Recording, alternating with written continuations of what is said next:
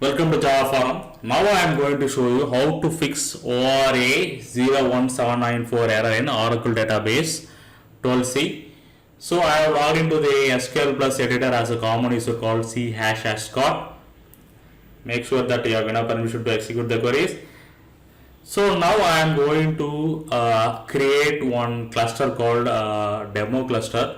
So this demo cluster contains 36 columns. So in the combination of 36 columns I am going to create one cluster. So single cluster is having 36 columns.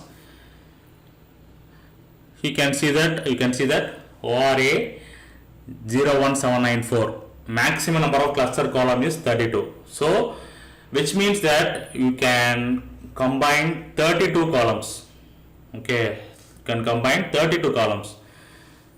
More than that will throw ORA-01794 error. Now you can see that demo cluster is created successfully. So this is the fix for ORA-01794 issue.